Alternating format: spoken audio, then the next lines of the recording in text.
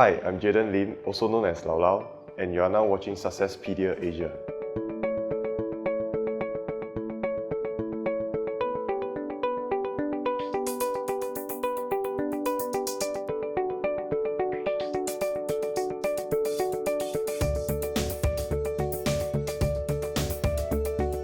I was introduced to basketball by my elder brother. So along the way, when I met some obstacle and then overcome it, and then from there I start to build my passion towards basketball. There's actually a few obstacles. The first one will be when I was first introduced to basketball by my elder brother. So after a period of time, I was thinking that I can actually join the school team. But somehow my form teacher found out and then she stopped me from joining the school team. The reason was that my study was too bad, and then basketball is a CCA that will take up a lot of my time and effort. So end of every training, this will make me no time and energy to focus on my study. So somehow I listen and follow her instruction, but that doesn't stop me from playing basketball. I still continue to play with my brother and with my friends. The next one will be because when I was in upper primary, I was getting fatter and fatter.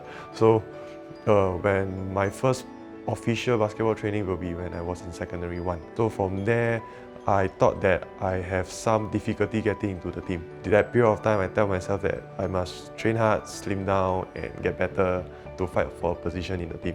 The next one will be my brother brought me down with him to play basketball. Whenever they are planning to play full court, I am not allowed to play because I'm small in size, no skill, no experience. So when this happened, I have to sit along at the court side and watch them play. So sometimes I remember clearly that there's a few times I tell myself that I must be the best basketball player in Singapore for me to play with him. So along the way, as you can see, every time I overcome an obstacle, I face an obstacle, I don't really look at the obstacle. I was thinking that how do I overcome this obstacle? Yeah, so from there I built my passion towards basketball. When I was in primary school, for every year I got the last position, so this somehow makes my parents very sad. So when I proceed to secondary school normal technical stream, I tell myself I can't let my parents down and upset again. So I put in a bit of effort. So to my surprise, I got 5th when I was in secondary 1. End of secondary 1, I told myself that actually study is not that difficult. You just have to practice and remember the facts, then in the exam just write everything out. From there, I got first in secondary 2 and 3. Afterwards, I went to ITE, and from there I chose engineering and then I excel in my study. In the end, I graduated in NTU with a Bachelor of Engineering.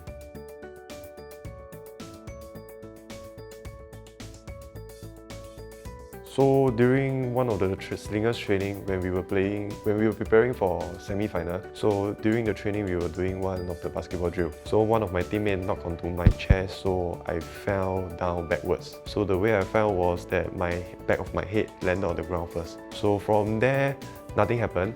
So after a while, Coach Neil gave us a water break.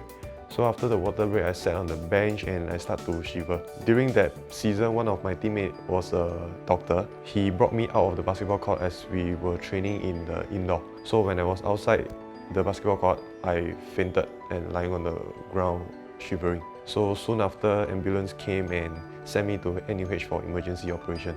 I went for a CT scan, if I'm not wrong. It's a scan of my head. So they said that one of my blood vessels in my brain broken. So the blood is touching my brain. So what I heard is that if the blood touches my brain this side, so it's either I will be dead or this part of my body will be paralyzed. For the first operation, I was in the ICU for 1 week. After that, I was moved to high dependency ward for another week. And then I moved to normal ward for the last week. After I discharged, I stayed in hospital for around 3 weeks, which is quite fast for this type of incident. If you ask me now, the info that I just now mentioned to you is actually from my teammates and my coaches. So if you ask me now, what do I remember anything? I can't. Yeah, and even there's some incident in the ICU that they say I keep struggling. I can't feel anything. If you ask me now, I only can remember the last few days when I was in hospital. Yeah, when my mom came and we walked to the so-called physio room for some exercise and activity because the doctor want to check whether am I still normal. Yeah, so I only can remember that few incident. But for the second operation, I can remember everything because second operation, I guess, is a small operation whereby the operation is to just put the plastic back into my skull. If we calculate from the day when I fall till the day I go back is roughly 6 months. Doctor allowed me to play, but at first the doctor said don't have the need to wear the helmet. So by end of the day, I still wear it because I feel that my family they will worry for me every time I go play basketball. I still end up wear a helmet.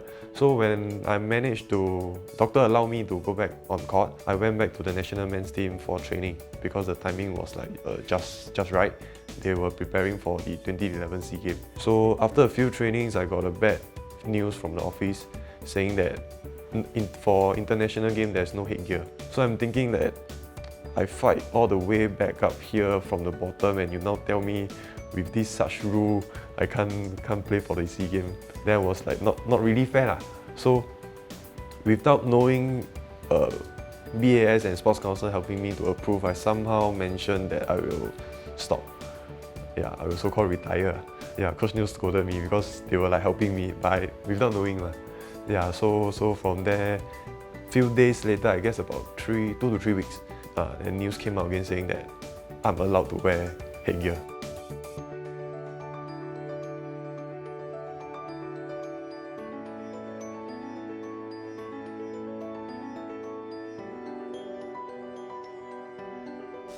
My skull is here, if you can see, from here to around in front.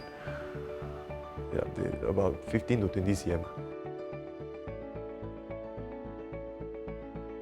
When I start to get to know more about basketball, so from there when I was in Sec 2, so I got to know about National Youth, and then next National Men's Team, and then I noticed that there's this event called SEA Games, which is what I heard from then was that this event is one of the biggest events for the national athlete. Then I came across this photo whereby those athletes went for the SEA Games, they wear a red blazer. So I'm thinking, wow, this blazer very nice. It's just a red color blazer. It's tailor-made to your body size. Yeah, so I'm thinking, wow, very nice, and so I so-called fall in love. Yeah, so from there, when I was in secondary school, I tell myself I must go for this SEA Games to so-called get this blazer. Overcoming all the obstacles, yeah, quite lucky, and the timing was quite right for me to go back in the national men's team.